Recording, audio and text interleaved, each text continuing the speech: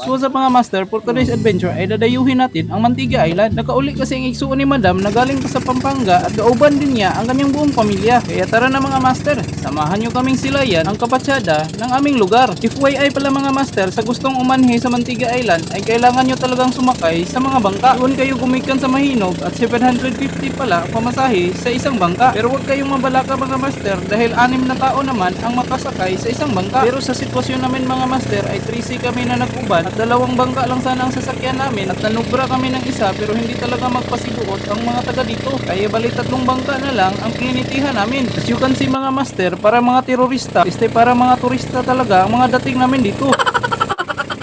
Kaya advice ko lang sa inyo mga master, kung gusto nyong dumayo sa islang ito ay kailangan 6x6 talaga kayong mag-uban para hindi kayo maalkansi. Kaya ang nangyari sa amin mga master ay 4x4 lang kami sa bawat bangka, kaya sobrang alkansi talaga. Ayaw kasi ni Angelo na ibibilin doon sa Gaplin at maghuhuwat na lang sa amin hanggang makabalik kami. At nagkadugay nga mga master ay nagkaduol din kami doon sa isla. Medyo aon-aon pa nga kanina doon sa gitna ng laot, kaya nagsagol talaga ang kaba at excitement na naramdaman natin. Kung nakahinumdum pa kayo mga master ay dito din kami dumayo nung mga nakaraang episode. Pero mas kinulbaan pa tayo sa adventure na yun mga master dahil medyo malalaki talaga yung mga alo noon. Gabi pa yung aming biyahe pero hindi mo makikita ang ganda ng isla noon dahil ngit-ngit at gabi pa. Ito na nga ang view sa umaga sa islang ito mga master. Tingnan nyo kung gaano kapatsyada at sobrang daghan pa ng mga isda dito. Pero bago natin titingnan yung mga isda ay mananaog muna tayo at maghahanap ng mga plastaranan. Kaming 4 lang pala ni Madam Ilay at Tito Janito ang sakay sa isang bangka. Medyo taod-taod na rin tayo nakabalik dito mga master at gimingaw na talaga tayo sa islang ito. Kaya pumudyo tayo ng mga buhangin at ganito pala ang mga buhangin dito. Parang nasa Boracay na rin tayo dito mga master at yan naman sa likod, yan yung islang Maanyag namin, ang Camiguin Island. At dyan rin tayo nanggaling kanina. Tingnan nyo mga master, napakalinis at napakalinaw talaga ng tubig dito. Mayroon din kaming isang patsyada na tourist spot dito mga master, ang White Island. Patsyada din ang view doon at ganito din ang mga buhangin. Pero ang kagandahan lang dito mga master ay maraming mga kahoy. Pwede ka talaga makasilong at makahanap ng mga landog. Marami ding cottage dito na pagpipilian at dito namin ipaplastar yung mga baon namin. For additional information din pala mga master ay 50 pesos pala ang entrance dito pero libre lang yung mga bata. At yung cottage din ay 150, good for 3 hours. Dahil hanggang 3 hours lang ang sabot namin doon sa tag-iya ng bangka. Kung gusto ka namang mag-extend ay 200 pesos per hour ang mababayaran mo sa bawat bangka. Yan pala yung mga financiers mga bisita natin mga master. May nahuli rin tayong kaunting nukos kagabi kaya dinala na rin natin. Kilawin natin ang nukos na yan mamaya at papahinluan muna natin kay madam. Pero wala kasing garipo dito sa isla mga master kaya nagkinauboy na lang kami. Kung titingnan mo talaga mga master ay para talagang nagkalapok-lapok at nagkaputik-putik ang nukos natin pero hindi pala yan marumi at tinta lang yan ang nukos natin. As you can see mga master ay wala talagang tigil ang dagsa ng mga turista ng mga turista dito. Gaano kadaghan yung papauwi ayun din ang kadaganon ng paparating. At nag-alingasa na nga si Caleb dahil nagsuol ang kanyang tiyan dahil hindi pa siya nakakalibang. Ito pala yung mga baon namin mga master at tinamo lang yung baon namin. Hinato sana kung kasama namin kayo dito pero dahil kami lang kaya inamo lang yung baon namin. Siyempre ipapaghay muna natin ang mga bisita natin.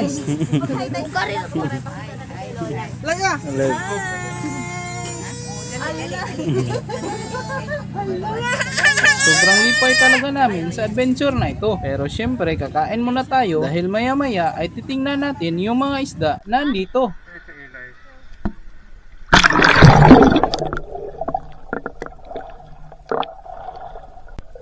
At unang isda na nagpakita sa atin mga master ay yung mga paru-paro G. Ngayon lang tayo nakakita ng sobrang lapad na mga paru-paro G. At paghangad natin sa itaas mga master ay sobrang dami ng mga ilak. At sa maniwala kayo at sa hindi ay nasa isang dipa lang ang linangoy natin. At pagdating natin sa unahan ay nakuratan talaga tayo. Grabe mga master, nasa 1 kilo na siguro ang katambak na ito at sobrang anad lang niya. Kung may dala-dala lang sana tayong spear gun, kahit pang night dive lang ay sabaw na sana ang katambak na ito. At sobrang daghan din pala ng mga budbud dito, sobrang dagko pa nila. Siguro nasa mga pulso yung kadagkoon ng mga budbud na ito.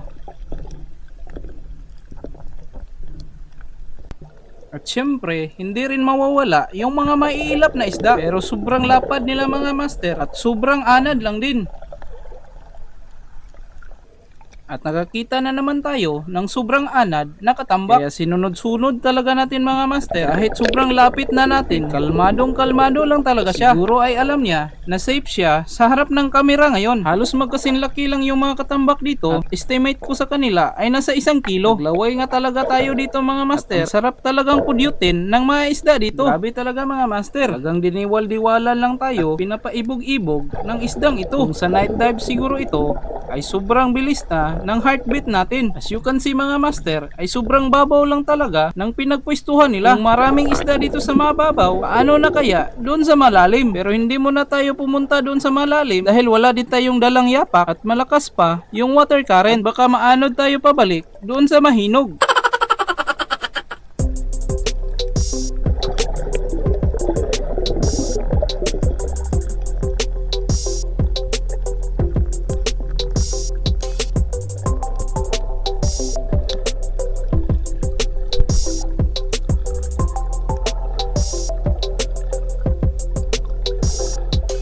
At kung usapang mulmul naman mga master, sobrang daghan din pala ng mga mulmul dito at nagparid-parid lang sila.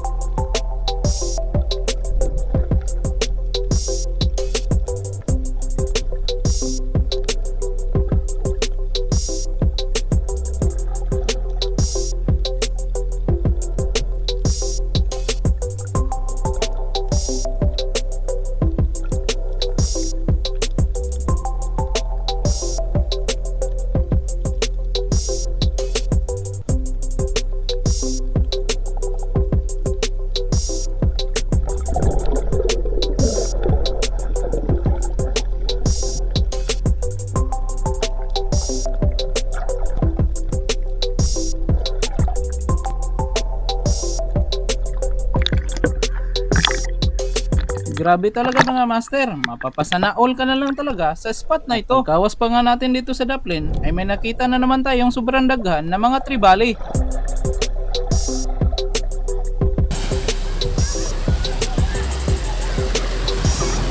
Ay, ato lang Roy. Ligo-ligo muna tayo dahil raransakin natin to mamayang gabi.